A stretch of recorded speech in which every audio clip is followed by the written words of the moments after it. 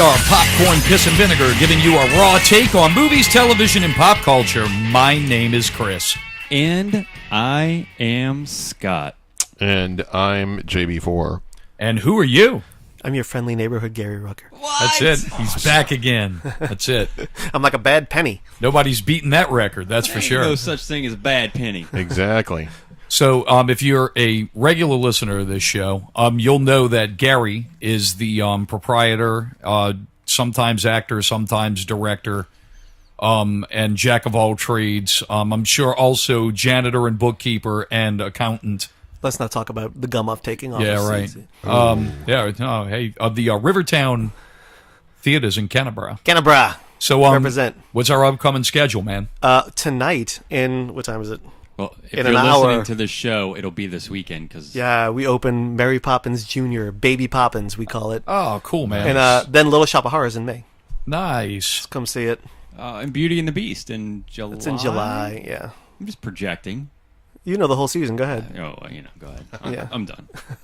Yeah, That's what's the it? That's his new nickname. Everybody calls him the Ginger. What my new nickname for him now is going to be Coattail Scott.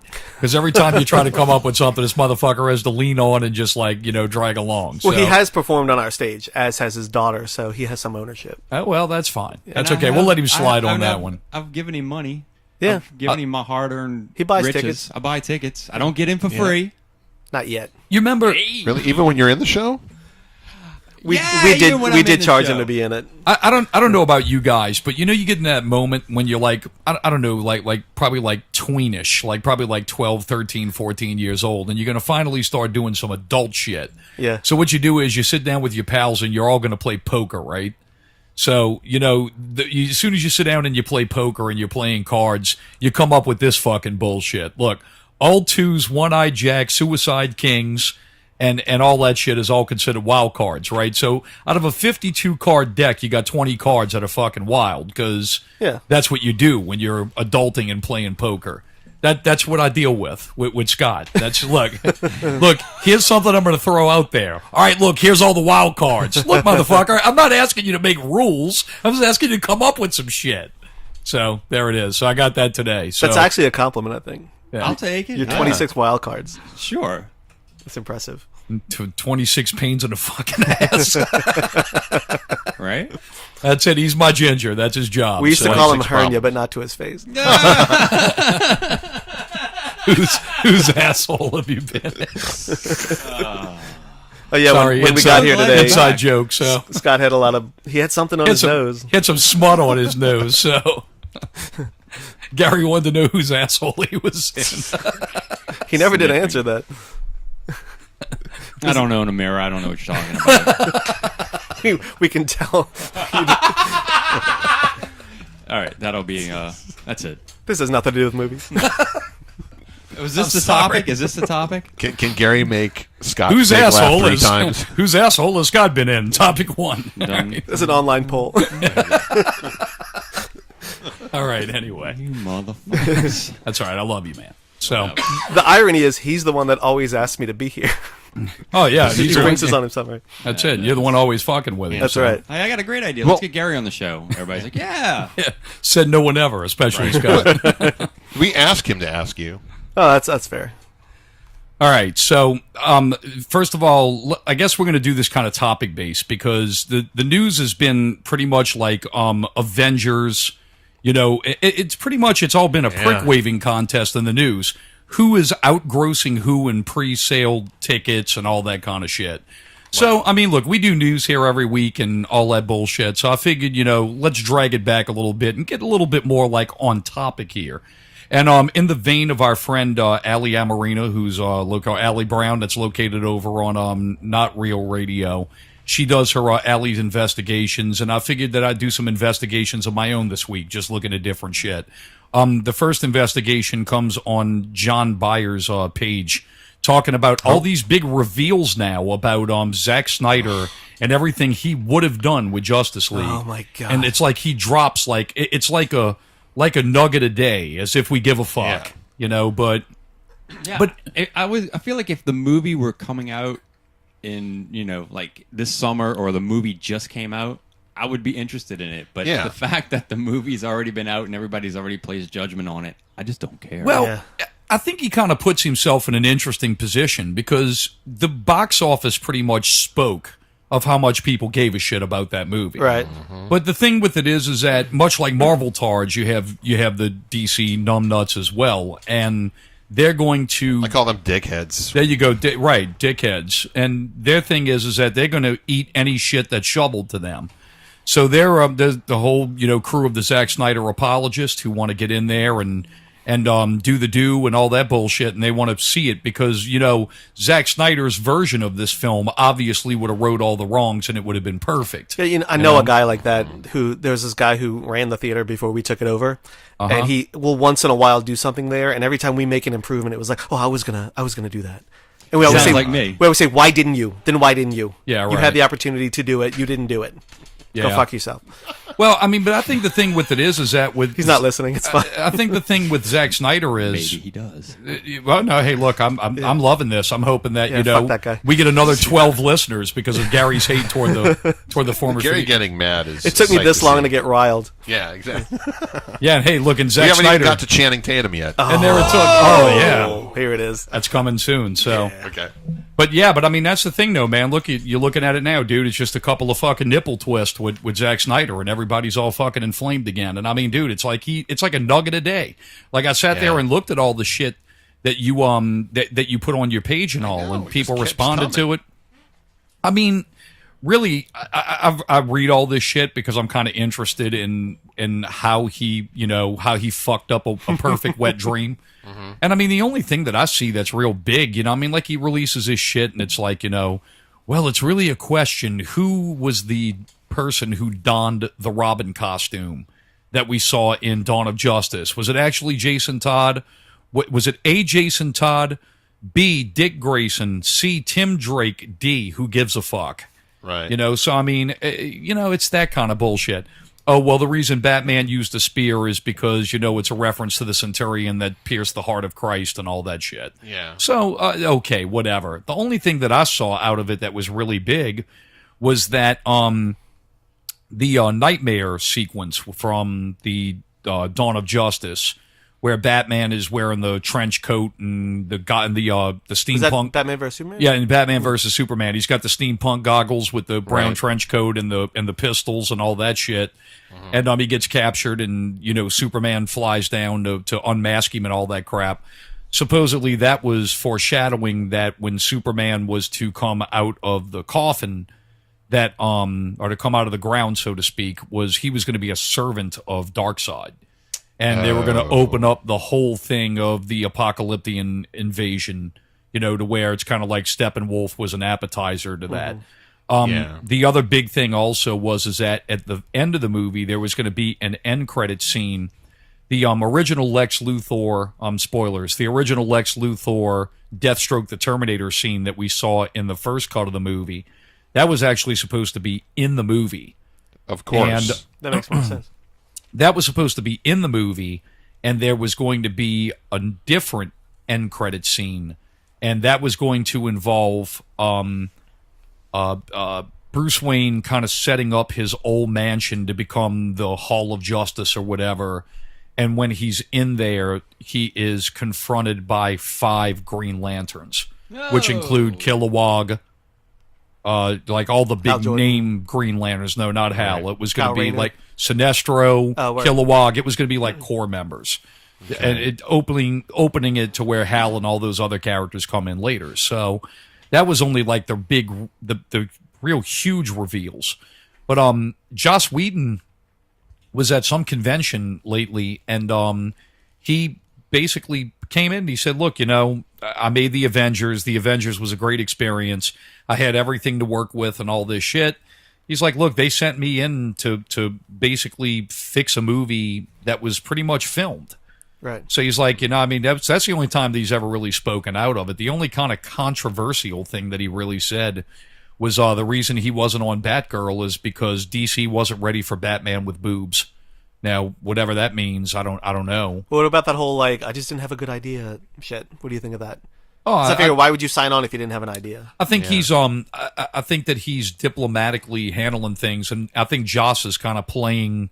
He's kind of seeing where he's going to play. I mean, dude, you go and direct two. You go and you direct two $1.5 billion grossing movies. Avengers and Age of Ultron. Even though some of us don't like that movie. I mean, dude, it did big business. Yeah, it did big money. It's the same thing as The Last Jedi. You can detract from that movie all you want, but dude, it did huge money. Right. And I think the thing with it is he's playing his cards properly to see where he's going to land. It just seemed to me like Zack Snyder was gloating, like, well, if I had been allowed to absolutely. finish my vision, and it's like, yeah, the whole reason you weren't allowed to finish your vision is because all the shit that you're telling us is what got you there in the first place. Yeah. You just turned everything into... The entire fucking movies that he made were more often than not just credit sequences. They were teases to other things so he could visually piss on the entire DC universe. I actually feel like that Green Lantern reveal, if that would have been an end credit scene, that would have been a giant clusterfuck for DC. It's like, all right, now you got to do this thing. Well, they've yet to figure out how they're going to actually do that thing. So, as is, they were in it. They were in it in the big flashback scene. Right. I'm glad Darkseid didn't appear because he would have been a really shitty CGI character. Yep. Oh, no, I agree. And I mean, and that's the problem with all this shit is the fact that it's DC that's playing catch up. And what's really crazy is that a lot of the characters that are in the Marvel universe, they're direct ripoff characters of these DC characters that are iconic. The woman who directed, we reported this, I think, at the last show, was the Anna DuVernay, who's the director of Wrinkle in Time, which, from what I've seen, is already come and gone. Yeah, I got some shitty reviews. Yeah, I got shitty really reviews, wasn't and very it bombed out. But she announced, she tweets on Twitter a picture of Jack Kirby with a bunch of inspirational quotes from him about being a creative She force. was supposed to direct Black Panther. She was supposed to. She turned it down, but now she's directing New Gods for DC. So I'm really confused as to, I'm just confused of the whole thing. Marvel just had their shit planned out. Now Marvel hasn't gotten to the point yet of what I like to call Lucasfilm revisionist history. They haven't gotten to that point yet, so they haven't gotten all the backpedaled shit. But I think with Marvel, honestly, they came out with the first Iron Man movie, and then when they came out with that movie, they had everything planned up to the Avengers. Yeah. And then after that, that's all they kind of had planned, and I think that shit was kind of loose. But they're able to take their time, and they're able to kind of call the shots because they're first. I think if DC wasn't in such a hurry to catch up to where they're at, we wouldn't be having this conversation. If we were having this conversation, say in 2007, like right after Batman Begins, who would have thought that Iron Man would be a bigger movie than a Superman movie? Because quite honestly, before that time, I didn't. I knew who Iron Man was, but I didn't think this was going to be a phenomenon. But I think that's kind of what worked, is because people know who Iron Man is, but you don't know. Like you know Superman and Batman. Thor? So a lot of those movies were a lot of fun surprises because you're kind of learning about these characters you already kind of know about. But a good Superman movie is a good Superman movie. A good Batman. I know everything there is to know about Batman, but Dark Knight was a good movie. But how many Batman movies have you seen compared to how many Iron Man movies have you seen? And especially up to that point. Right. All right. Here's another thing too. Iron Man and how many Batman. shitty Superman movies Just have you about seen to up say to that. point? I don't think there were any shitty. 3 and 4. 3 and 4, and then Superman Returns with like Brandon that Routh. movie. It was fine, but it wasn't like this groundbreak. It wasn't Iron Man. It wasn't Batman Begins. Superman it didn't do that Returns. thing. Superman Returns is a piece of shit. It really is. It's a horrible fucking movie. It's pretty, but it didn't. It's not Batman Begins. It's not Iron Man. It didn't. It didn't set up anything for anybody. And so he's Superman, and he punches an airplane. That's all he does. He punches an airplane. He did lift that any bus. peeping Toms. He doesn't punch anybody. But he doesn't hit anything. That sort of gets back to my point. Who would have thought that an Iron Man movie or a Thor movie, for that matter, would be bigger than a Justice League movie? But the thing is, Jesus Iron Man Christ, is a Justice really League. good movie, and it's like, okay, now here's where we're going. Everybody buckle up. So you were excited to see where the rest of it was going. they got it. I feel like they knew what they were doing and they figured it out, and they were like, that somebody wrote the formula down, and they were like, that's the formula. Here's the thing, though. I think another thing that really goes to Iron Man's success and what makes that movie as successful as it is that just what John said, it basically is Batman, but you had kind of a format that people were already accustomed to seeing with the Batman character, but in an indirect way they say, okay, here's Batman. You know who Batman is. You like that shit. But here's Batman from a snarky guy who is impossible to hate, and this is if Batman was a fucking rock star. Yeah, with laughs. And that's what it is. And I mean, dude, it resonated, and I think that... it's got a lot of heart. Oh, it's got a lot. Oh, most definitely. It's all got all the things. All the Marvel movies do. They have heart. Whether you scoff at those movies or whatever, they have a formula that works. Yeah. And it's... Well, this is going to be a caper movie. Okay, it's a caper movie, but it basically does the same shit. I mean, like we love the Doctor Strange movie. That's a great movie, but basically that movie's Iron Man. Yep. It's the same thing. It just looks different, and it's got a little bit of a different format as far as... Like the tone's different. Yeah, it's tone and background and things like that, but it's very plug and play. It's like, okay, well, here's Iron Man with Eastern mysticism and some Chris Nolan visual effects thrown into it. Yep. But it's a fucking great movie. It's excellent. It's fun. You know, I mean, I think that through all this stuff with DC, I mean, especially with Warner Brothers and Marvel, what they have, man, is they have what in football they call it intangibles. The things that you can't really, the things that you can't really count. It's something that a player has, and it's just a mystical, freakish ability. Right. And what Marvel has, they got Kevin Feige. That's their intangible. Yeah. And that guy sat back there and said, we're going to make Iron Man, and Iron Man's going to be fucking good. And look, yeah, we're going to make Captain America, and we're going to make Thor. It's okay if those do all right. But we're going to punch everybody in the balls when the Avengers come out, and that shit's going to launch everything. But just and guess what? It worked. Yeah. I mean, I remember sitting in the theater being like, oh, there's Thor. He just landed on the plane. Like, seeing all the different characters finally come together, and it was that moment of finally coming together that DC never earned, because they crammed them all together. And that's the thing. It's like, when they were all standing there, it's like, well, this is no culmination of anything. This is just... There they are, you know. We finally see these characters together, and I think the thing with it is that they could have put a Batman and Superman movie together without any explanation, but the problem with it is it was poorly written. Right. Mm-hmm. I mean, dude, there is no need to go over, especially those two characters. You're talking about two of the most universally known characters in pop culture when it comes to comic books. Everybody, my grandma knows fucking Batman's origin. Wonder Woman, I would say, is... Yeah, I mean... Well, to an extent, yeah. I mean, Wonder Woman, yeah, but but to a lesser extent. But yeah, I mean, there it is, you know. I mean, but Batman and Superman, everybody knows. Batman became Batman because his parents were killed by criminals. Superman was the last guy who was an infant that was launched from his dying planet. Really? Everybody knows that shit. It's like Batman, Superman, Spider-Man, and Wonder Woman.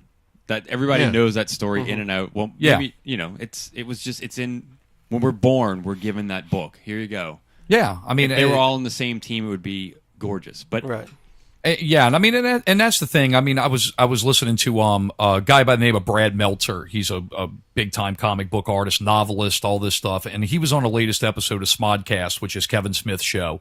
This guy is probably one of the most interesting nerds that I've ever heard. Like, he has access to the White House because he writes these like spy novels and shit. Jeez. And he's seen all this crap that, like, it's kind of like not really common knowledge, but stuff that you don't have to be a big Billy badass to see. But, you know, like he said that he went into some deal within the White House, and he's like, man, like, they have this art that's all over the place, like these paintings. And he's like, it's these paintings of all of these different things that have happened throughout time. And, you know, he's like, I asked the guy, I'm like, man, why do we have all this art? Where does all this art come from? You know, he's like, because my mind immediately goes to, like, confiscated World War II art. And this guy tells him, he says, man, since the 20s, the White House has a group of commissioned artists that have complete choice over what they want to do to go and paint, and they're painting everything real time. Wow. So if somebody comes in there and says, dude, the California wildfires is really, I want to see that so I can capture that moment. They send that painter there and they paint that shit live while it's happening. Battlefields, all kinds of shit. Wow. And dude, it's fucking amazing. I did Smodcast, Kevin Smith, you can go to SMODCAST. The latest episode is fucking awesome. But what I'm coming around to is that guy says it's really interesting because our entire culture is built from mythology. Mm-hmm. And that's it, man. I mean, that's these superheroes and all this shit, man. I mean, that's all part of the American fabric. And it's like Scott said, it's like almost from birth. Yeah. Here's Superman. Yeah, it's funny you say that because I have an 18-month-old and I have pictures of, I have Superman and Batman in my house. And he doesn't know who it is, but he knows it's somebody because whenever he sees that somewhere else, he points to it. Yeah. I mean, so. And that's it. Yeah. They're saying that like Superman's shield that sits on his chest, the emblem, they say that's like one of the like 3, like if you go to most known icons throughout the world, like it's up there with like the crucifix, right? Superman's shield. That's how known that thing is. So, yeah, I don't know, man. I mean, just going off on the tangent, with the Zack Snyder thing. I'm just. It's like I said, look, if this movie would have been fucking incredible, and it would have been like everybody would have walked in, Joss Whedon has saved the DC universe, and the movie did like Marvel numbers. I think that was what they thought was going to happen. happen. You wouldn't even be hearing from Zack Snyder. Right. You wouldn't even be hearing from him. Yeah. And he's kind of being a bitch about it. It's like, you couldn't do this. This guy stepped in to try to save the day, and now you're going to talk behind his back. Like, that's kind of shitty. Like, I would have done this. It's like, no, you wouldn't. You're an asshole. The movie already came out. It's over. You lost. Yeah. I've never liked that guy. I think it is funny, though. I have to give him his Channing Tatum of directors. His one clip that he put on somebody that I thought was fucking great is that he was growing a beard and a mustache and something like that. And somebody put the Superman thing, and he's like, "We all know that doesn't work." So I thought that was a good swipe. So. Awesome. Next topic that we have here is Steven Spielberg has come out and said that he believes that movies that are released directly to streaming services, whether it's Netflix, Hulu, or anything like that, they're not deserving to be part of the Academy Awards. And I got to agree with him. Why? I don't. I don't either. I love Steven Spielberg. He's one of my filmmaking heroes, but he's very, very wrong. I don't know. I mean, it's not a matter of whether a TV movie is different from a movie that sits on a screen. That's not my argument. Right. The reason I agree with Steven Spielberg, I'm agreeing with him as an artist. That's the thing. I mean, it's 2 different mediums, man. It's the silver screen. The business of how that shit works is different. Hey, is it any different having a 70-inch television, 4K, playing The Dark Knight on your fucking TV? Is that any different than watching it in a movie theater? I mean, the experiences are different. I mean, it's kind of the same thing, but the thing with it is you don't have the budget to create a movie like that that's going to go directly to TV. I understand right now, Netflix and those other things, pay-per-view is a nature of the beast. That's going to be something that's going to come down the pipe. But as far as like, I don't know, man, I agree. It's the artistry of cinema, and that's where I kind of agree with him. But they're using the same tools. Yeah, I don't know how budget dictates worth. Yeah, like Moonlight. I'll put it to you this way: Mudbound, which was made for, I don't even think it was made for Netflix. I think Netflix bought it. They showed it at Sundance. It's a great movie. It's better than Moonlight. Moonlight won. Yeah, they use the same gear. They use the same. If 2 painters paint on a canvas and then one says, well, I mean, if you're not shown in this museum, you don't fucking count. I don't buy it. It's distribution. That's the key difference. That's it. And why is that an award? That part of the argument I agree with. I think the thing that I think it's the reverence. The reverence for the actual cinema, and I got to agree with him with that. Chris Nolan, it's the same thing. He's like, man, look. Chris Nolan has come out straight up and he's like, dude, like, fuck Netflix. I'm going to make a movie to show on a small format TV. I do this shit because I want it to see on a silver screen. I shoot it in 70 millimeter because that's the medium. This is the medium that I respect. And from that standpoint, I agree with him. But I understand that, and I can get the hate on Netflix because if I'm creating this that's supposed to look a specific way on a specific medium. I understand that, but an Academy Award is given to a film. It's not given to a film that plays. See, there's no distinction. There is, because it's the Academy of Motion Picture Arts and Sciences, and the thing with it is it's dealt from their bylaws are from a movie cinema house perspective. I mean that's their rules. I mean, it is motion pictures, and motion pictures is literally moving pictures. Well, yeah, I mean, we can sit there and we can argue the logistics of the terminology. I'm just telling you what the bylaws are of the organization that hands out these awards. I mean, that's really what it is. I think all awards are inherently stupid. No, I agree with that. I mean, I agree with that as well. You know, in locally we have the Big Easy Awards, and I'm like, this is the stupidest shit. I don't participate in that. But like all this bullshit, Gary, you do this because you love it. Yeah, and it's like self-congratulatory jerking each other bullshit. off. You know, and it's never like Whoopi Goldberg won for Ghost. You know what I mean? She should have won for Color Purple, but we couldn't give it to her for that, so let's give it to her for Ghost. So inherently, it's a flawed system. None of it matters. It's the same thing with Leonardo DiCaprio. Yeah. I mean, to be honest with you, I mean, The Revenant was a great movie. It was really good, but I can think of other shit he should have won for. So it inherently that. has no dignity, and it inherently has no like fairness. So what difference does it fucking make if your movie's on Netflix or not?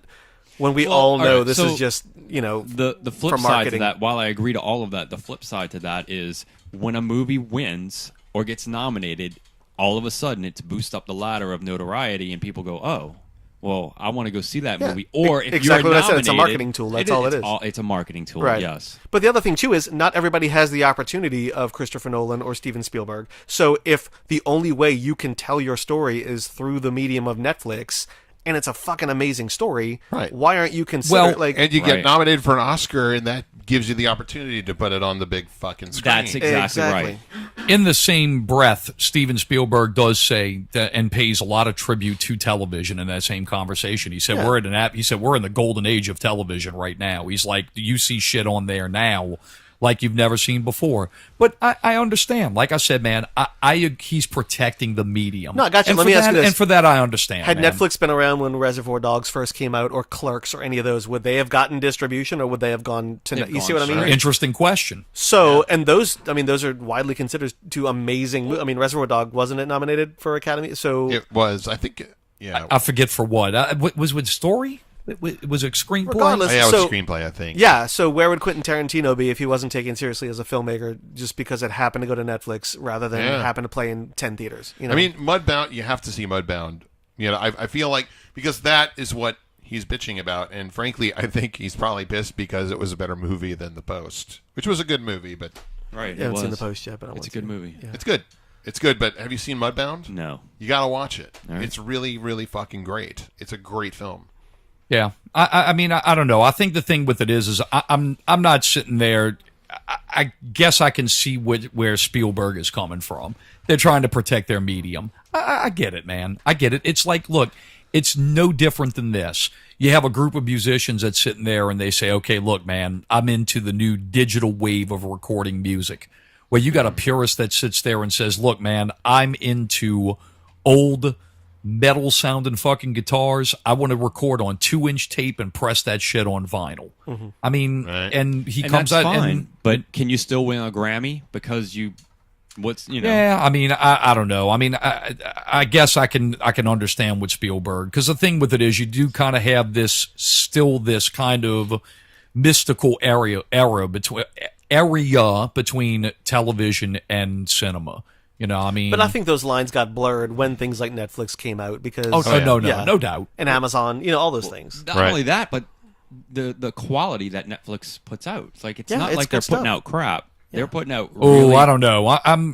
Everybody puts out crap, but like Netflix, for the most part, puts out enjoyable... One thing I've been noticing about Netflix lately is that they've been trying to have to kind of like beef themselves up a little bit to make themselves a content monster, because they know they got stiff competition coming down the road. That was a plot point on South Park. Disney is going to be a fucking behemoth when it comes to being a content beast. Yeah. But this is one thing I've been noticing about Netflix. Netflix is creating a shitload of reality television. And I've sat there and I've watched some of it with my fiance, just for sport. Hey, look, the Nailed It show, which is the people that have the bake show when they bring in like the custom.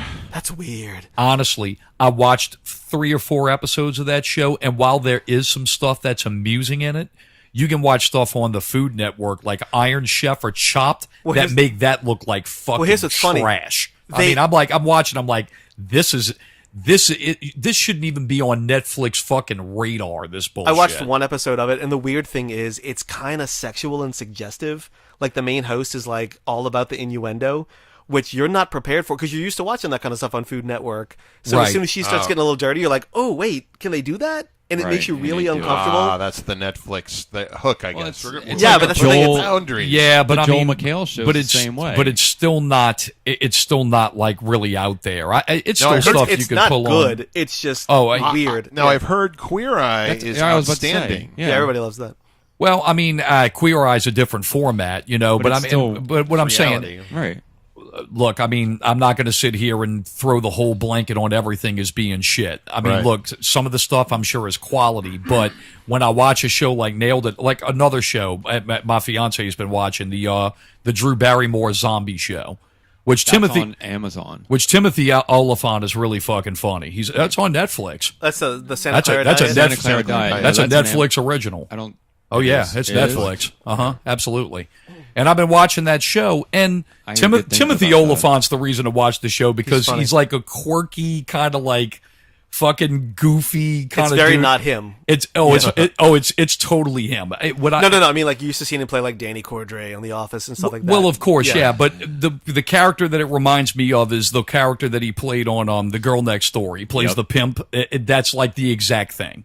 And he's funny as fuck, but when I'm sitting there watching it, I'm like, dude, this isn't like, I mean, this is Netflix. I mean, I hear good things about that show too. I mean, it's good. It's funny. It's better than Walking Dead. That's for sure. Because what's good about it is it throws their plots out there and it actually starts moving and resolving things kind of quickly. Do I have time for a Walking Dead observation? Oh, absolutely. All right. So I accidentally bought this season, I kind of pre-ordered it on Amazon, and they kind of release it as it comes out. But I haven't watched any of it. But my oldest son... Why did you buy it? Because I always buy, the TV Pass, because I was watching it. And before I realized how shitty this season was going to be, I'd already committed, right? So my oldest son was over spring break, and he was watching it. And what I realized is you can walk into the room, watch 5 minutes of any episode, and you're completely caught up. Nothing else mattered. Nothing else. It's like whatever just happened in that 5 minutes is good enough, and it'll get you to the next 5 minutes without having to sit through all those episodes. Yeah. It's plenty okay enough. So now I feel like I know what's happening this season. I've watched maybe 20 minutes total. But I don't feel like I've missed anything. I haven't watched. I left off on the opening of, and like you said, I don't even miss it. But I apparently left off the finale is supposed 8. to be the balls. That's what everybody they've interviewed all of them. Which finale? They always say that. This one Sunday night is supposed to be crazy. Maybe I'll watch that one thing. I don't know. I know, Scott. You've been keeping up with it, huh? It's I said it on Facebook, and I'll say it right here. This last episode, it's kind of really slow, and I don't understand the process of it. But it solidifies my point of this entire show with Rick and company. Those guys are literally the lowest common denominator. Oh yeah. But they have no business surviving this long. No, but I really. Because I'm invested, so I'll watch the show. So I have to find merit in the show somewhere, even though it's kind of been very bad. I got to find merit and the Negan character.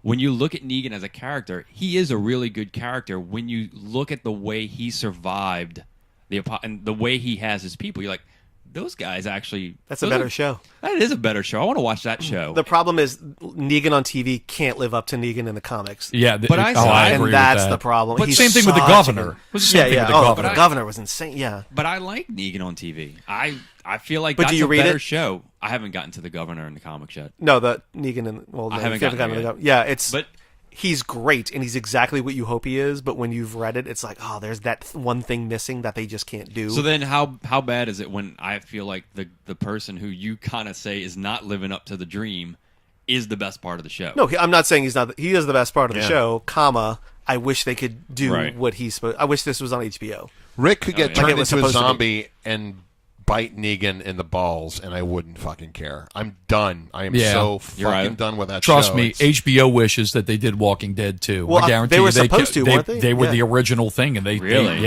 flushed it. They flushed it for Game of Thrones. Yeah. Which, I mean, they ended up winning. Yeah. But really, honestly, I bet HBO sits back and says, we could have squeezed some more money, and we could have had 2 mega motherfucking hits. You. And it would have been done by now, probably, which would have been amazing. Also, I realized in the 20 minutes that I watched that the kid who plays Carl only got worse as an actor. And it's really... Because once his voice changes, like, oh, you really can't act as an adult. But it's really a shame. But what's a shame is that character you work was so... with kids, too, so... What? You work with kids. Oh, no, he's terrible. So. He's terrible. The comic book character Carl was fantastic. Yeah. And it's really sad that they didn't. But I mean, dude, you can only do so much with a kid on TV. I mean, you can't make that kid as hard boy. You can't. He was a fucking sociopath in the comic. Yeah. Right. And you can get away with that shit in that medium. You know? Think the envelope. But that's the Odo. comics, But he can't win Oscars. So there it is. I think that's Spielberg. Yeah. All right. Yeah, The Walking Dead won't be winning much of anything. No, just Scott's. It's definitely not winning in the fucking ratings, that's for sure. Right. But I don't know, man. Look, I'll just cap out this last thing about Walking Dead before we move on to the last topic here. Man, I've been reading up on it, and a lot of people, man, are saying Fear is fucking good. Yeah, it's like come around. real good. I read an article, and the title was like, "We can no longer dismiss Fear the Walking Dead." Yeah, like, man. All right, from season. We're on season 3 right now. Correct me. No, they're like on 4, huh? Yeah, they're on 4. I think they're on 4. So this last season, and Morgan's going to Fear the Walking Dead. Yeah, it starts. See, Morgan's getting out of it. But I've watched seasons Lenny James, 1 and 2, goddamn. and it was literally season 1 began well. It was some good TV. Ended kind of all right. Let's see where this goes. Season 2 was terrible. Yeah, it was like every old storyline from Walking Dead. They're like, let's use that. Let's do this. And they said that they've picked it up though. They say a lot of sites that I go to, man. They say that show is majorly picked up pace. Even some people are saying now they like it more than the flagship show. I mean, I won't watch it because I don't have time to, but I think it's interesting. I think it's cool. I OZ'd. Yeah. Hey, let me ask you this. I don't know if y'all have been reading about. Speaking of shows we have no time to watch, Gotham. Didn't y'all watch this show? I tried to watch season 1 and just couldn't do it. They're saying that this Jerome guy is not the Joker, but he is the Joker. Yeah, it's a whole, like, they're going to do what they want to do. I read, and this is what pretty much... Gotham is a show that breaks my heart because the guy who is the showrunner of that wrote one of my most favorite television shows of all time, and it's Rome. And Bruno Heller, I read just a headline the other day. I'm sitting there reading it on the Facebook deal, and it says... Last night, Gotham jumped the shark and turned around and took a selfie. So I don't know. I don't know what that means, but I hear good things about that show. I have a buddy of mine who swears by it, and then I was like, I couldn't get past Jada Pinkett Smith, and he was like, she's terrible. I couldn't get past the cat girl. Yeah. I'm like, you're not actually a cat. Stop swatting at things. Actually, this is one of the reasons I'm glad I'm not on Facebook. I had a legitimate question about if that character, I think I've talked about this on the show, was she supposed to be autistic? Because the way they played her, she displayed many autistic tendencies. And I got so much like, you can't, and I'm like, I'm not making fun. I'm legitimately curious because that is how she's behaving. You can't ask questions anymore. Yeah. Questions like legitimate questions round motherfuckers up these days. That's why I always ask. It was season 1. Season 1 was so on the nose with so much of that stuff. It's like poison ivy, hold a plant. It's like, we get it. Jesus Christ. But look, if you don't want to offend anybody, don't ask fucking questions. I'm not on Facebook. Just sit back and mind your own business. It's amazing. All right. Well, look, last topic here because we're going to rapidly run out of time on this one. But I called, and this was the opening of the show here. I sent out a text to all you guys today, and if you could pick one thing, whether it's a television show or whether it is a movie, and the studio comes to you and says, hey, look, we're giving you carte blanche, complete control. We want you to reboot, not restart. We want you to reboot a property.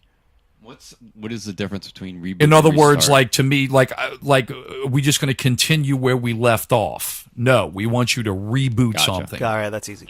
Okay, so like in other words, like obviously like Christopher Nolan. Well, obviously, like television. If somebody comes to me and they say, not that the X-Files picked up where it left off. Right, not that. Not a revival. But if somebody comes to me and they tell me, "Hey, dude, look, what do you want to do on television? Firefly, I'm ready to go." No, you can't restart. You got to reboot. I wouldn't reboot Firefly, but I would restart it. I got you. Okay, fair enough. All right, so let's start at John. Let's start with you. What would you reboot? Either a movie or a television show?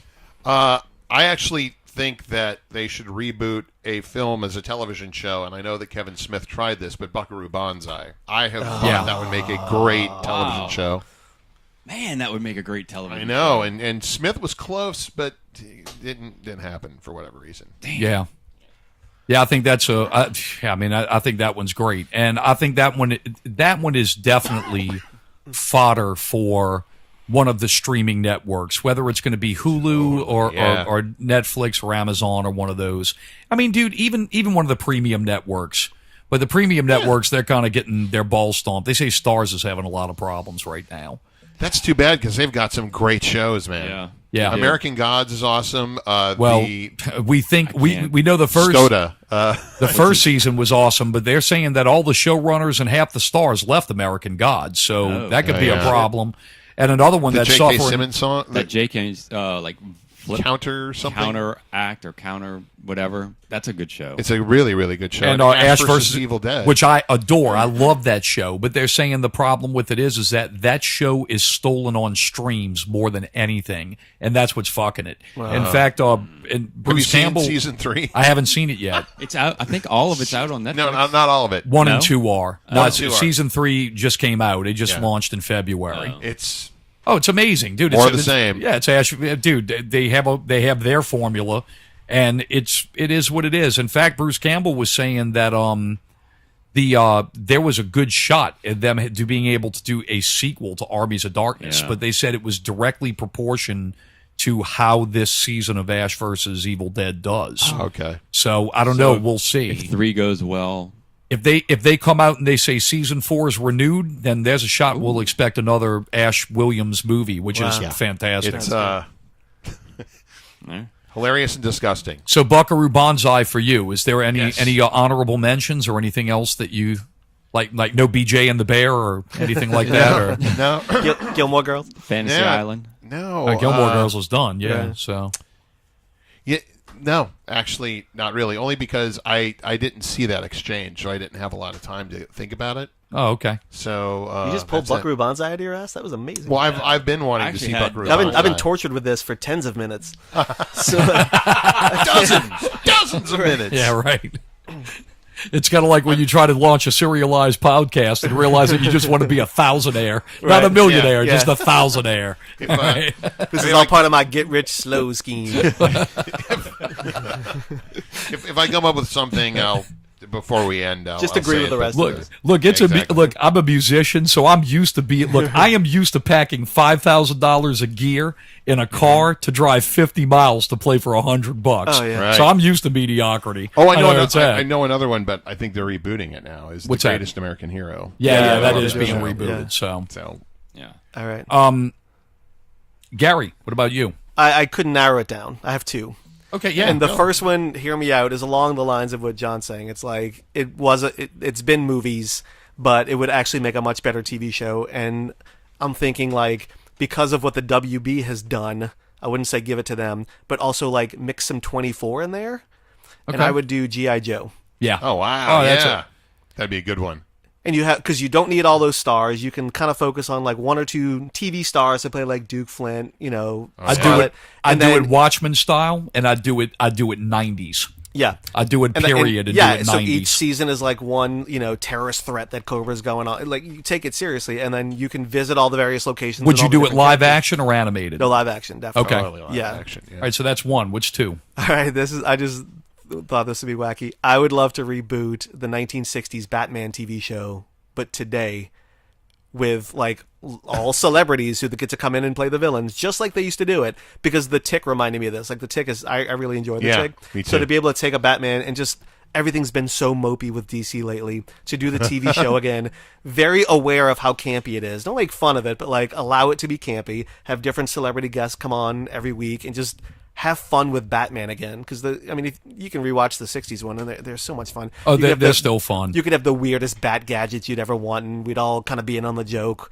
But you don't have to, you don't have to make fun of it. I think they tried to it. They tried to do this with Powers to an extent, and we saw how that worked out. That lasted but 4 Powers episodes. is based on its own kind of thing. You know what I mean? But it was like The Office. You're talking like a straight up homage to the camp. The guy in Parks and Rec, Ron Swanson. Ron Swanson. He'd be perfect for Batman in that case. Yeah, somebody like that.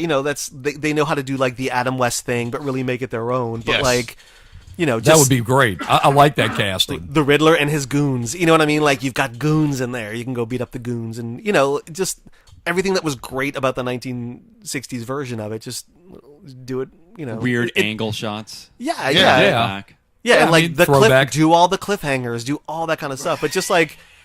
and it doesn't have to be present day. It can still be a period thing. It has to be a period piece. Yeah. That's the point. Yeah. But how fun would that be? Who? Awesome. I would look forward to that every single week. I think we would look forward to it. Nobody else would. I think there's enough people out there who. God. Look at Teen Titans Go. That has. But my kid watches it, but I still watch it too because it's lighthearted DC fun.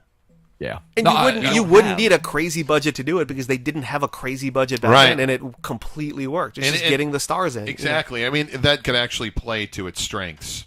Right. Yeah. I just think we need a break from Zack Snyder gloom and doom. Yeah, bullshit. totally. Have fun with Batman again. Where it actually brings it back down the scale. It's not this giant CGI fest. It's actually... They robbed a bank. Right. That's it. That's all that happened. But the bank is like a cardboard cutout bank. Yeah, exactly. It could just be it could be like the Muppets, just the most shoot fun the whole thing thing on a soundstage. Totally. We just went to WB's all fucking lot Technicolor, and just you know shot what it. I mean? And yeah, tights, right. That is pretty awesome. I like that idea. I think people would look forward to that every single week. Just Sunday night, here comes Batman, So now that we have all of the rules, I'm dying to know. What do you want to reboot? So, Ginger. Scott said one in the hallway that I thought was brilliant, but he was joking. Oh, Fantasy Island? No, the other one. I don't remember what Love Boat. Love Boat, yeah. No, so I have two as well. Okay. And one you may have already known because I said it once before, but this one, it's both movies. The first one would be Nightmare on Elm Street, but to reboot it where the first, say, 20 or 30 minutes are actually the origin story of Freddy Krueger, where we find out that it's the cop who is actually the one who's killing the kids, and they frame Freddy, and then we go into present-day Nightmare on Elm Street, where you actually flip the script on Freddy, and you realize, oh, he was framed, and that's why he's going to kill the kids. That's why he's going to So kill you want to do Nightmare on Elm Street rebooted, but just with a different twist? Yeah. Okay. Well, that's cool. I like how you've made Freddy Krueger sympathetic. Well, until he starts killing kids. Well, then you're going to love my next one. So my next one is also sort of the same sort of twist idea with Peter Pan, where you realize that you're watching this show about... No more fucking Peter Pan. Oh, God. No, let him be what he was written to be. You're watching this show about these kids being kidnapped, and it mainly focuses on the London side of it. These kids keep disappearing. We don't know why. And you find out whether it's a natural reboot, a natural progression of the Peter Pan show, and then it's like a 5-minute reveal that Peter Pan's actually kidnapping these kids, bringing them to this island, using them for their kid-like powers so that he could stay young. And then when they begin to age, he kills them. And obviously some kids would escape. That's part of the original story. So the kids who escape end up being the pirates, and that's why the pirates hate Peter Pan so much.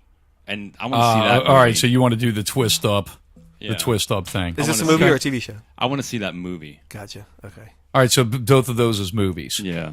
All right, well, I have two also. No, it's not The Last Starfighter, which actually The Last Starfighter, seeing the news of that is what inspired me to ask this question. But I was never going to do The Last Starfighter because it's done. And that's a whole separate topic that I don't want to get into. But I have to say this. You ever have, when you're talking to someone, you come up with a metaphor that won't connect with them because they have no reference? Yeah. the Death Blossom and Starfighter to me is sort of like the epitome of like kicking ass 100%. But no one gets it. Oh, I get it totally. Yeah. Like if you told me Death Blossom. Yeah, if you told me I'm going to Death Blossom that motherfucker, I'd be like, oh yeah, let's do it. Yeah. You know? But not enough people know. You just kind of retire it. I have two, and not to be all hipster and shit, and I'm not even going to get into it. I'm just going to throw it out there for the easy one. The easy one, my reboot, I'd reboot DC Comics, the DC Universe. But but we've been through that. But here's the one I would really reboot. And with a new wave of science fiction, things like Black Mirror and Ex Machina, and things that Lost are in Space. A lot of social commentary to like society and things like that when it comes to this modern science fiction, going back to what science fiction originally did. I would like to do a film reboot of They Live. And that would be my my choice. All right. Perfect. So and that's the one I would want to do. Look, I love the original. I don't want to erase the original. Right. It is fantastic and still very relevant. Mm-hmm. But I would like to see a modernized version of They Live. Not a TV show. I want to see the version that's in a movie. Who's your Piper pick?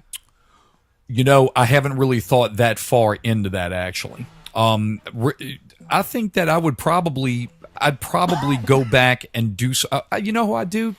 If we're going to keep it with a wrestler, I do Stone Cold Steve Austin. That's who I would do as the lead in that. I think he'd be a good pick for that. Kind of a grizzle kind of fucking guy. That's who I would put. Legit. It's legit, but I mean, I know it's not really good, but really the concept and that storytelling, I would love to see in a modern context, especially now with social media and shit like that, man. I think it would be fucking great, and that would be my pick. I think who would be good, and but who I could see making a movie like that would be like Tom Cruise. Because no, absolutely not. No, there's not enough stunts for him to do. But I tell you who I do have that I actually do like now is an everyday guy. He's a great fucking actor, and I think he would fit in the role very well. Carl Urban.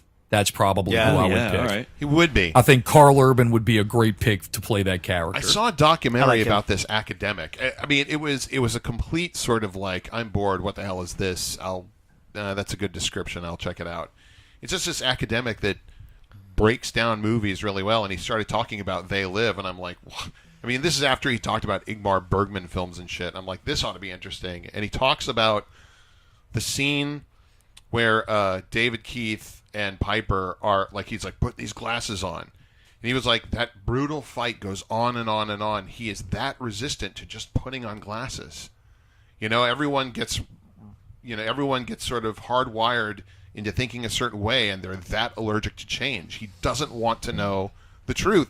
And suddenly that movie got way more profound for me. Yeah. Even though that was the slowest scene for me as a kid, but I was like, holy shit. And what's really funny is that the two special the two mentally challenged kids on South Park, Timmy and Jimmy, they duplicate that entire fight in an episode of South Park between those it's like two characters. Shot for shot. It's shot crazy. for shot, exactly. Yeah, great. What was the holdup? I forget the context, but I got to go back and watch the episode. Yeah, it's like when Jimmy first gets to school and Timmy's real jealous because Jimmy's starting to get all the attention. Oh, okay. Yeah. And that's when they're like, cripple fight, and they just start going at it. And and it's matched shot for shot between the David Keith that's funny.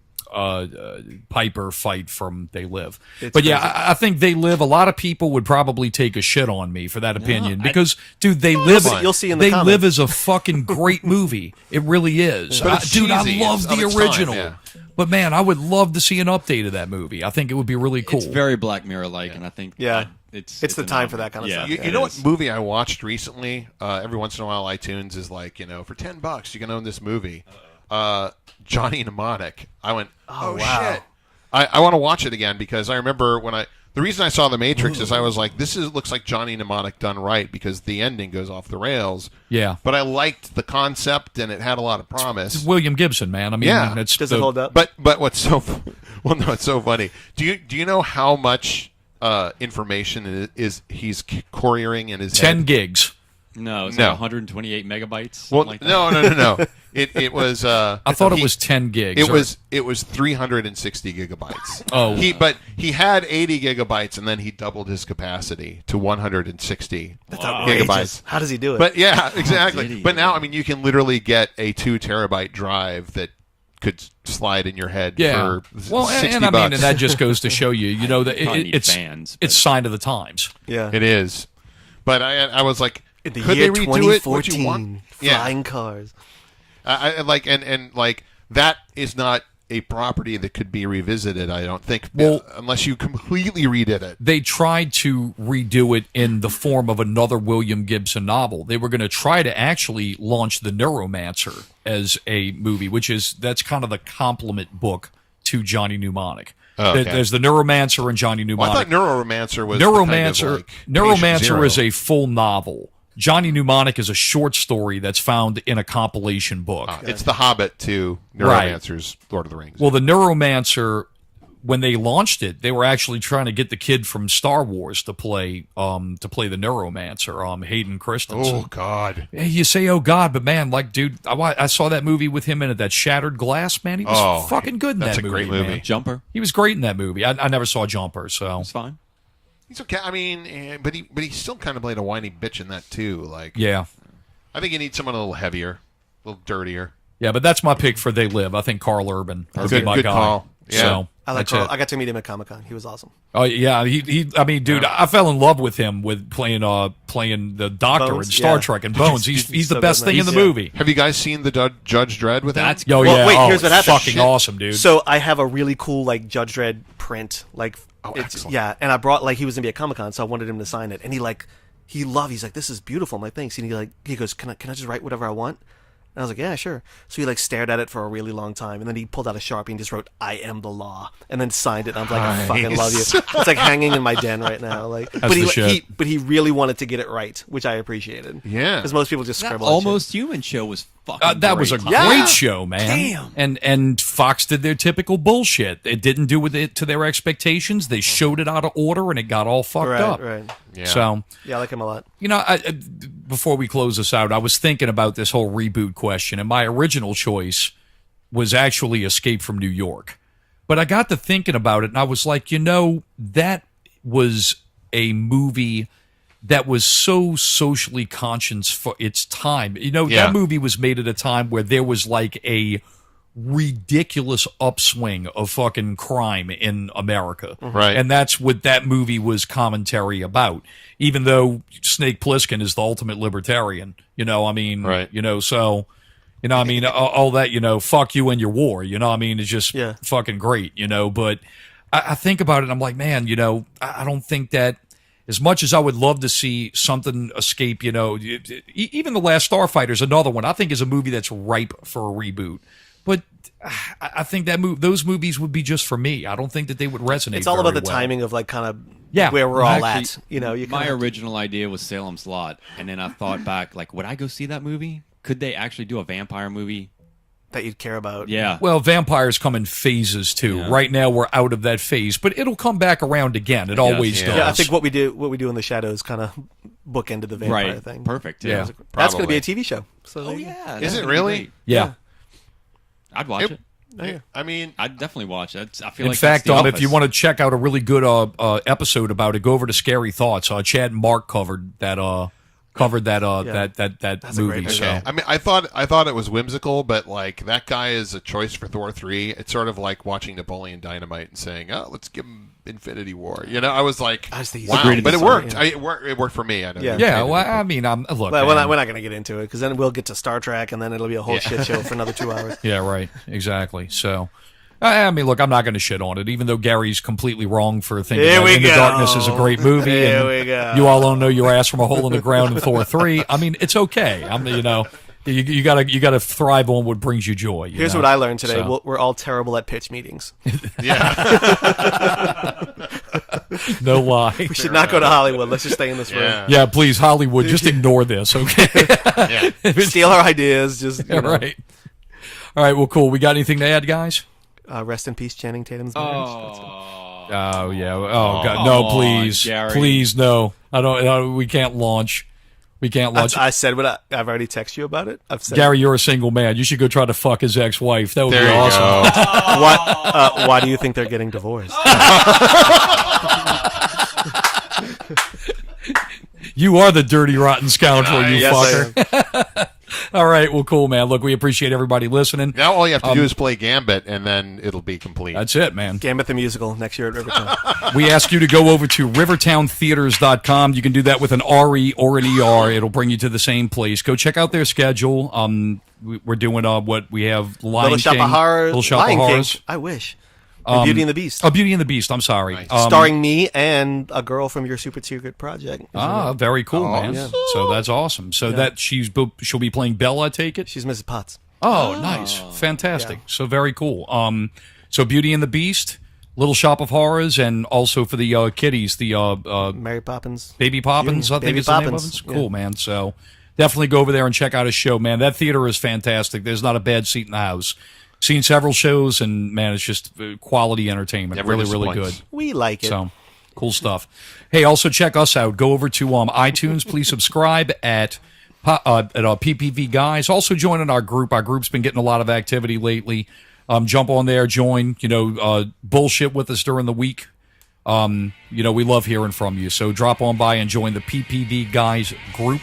We'll happily join you and, man, comment. And we've had a lot of people drop info on there. So leave 5 stars. Don't be an asshole. Yeah, leave 5 stars and don't be a fucking prick. It's my favorite part of the show. That's it.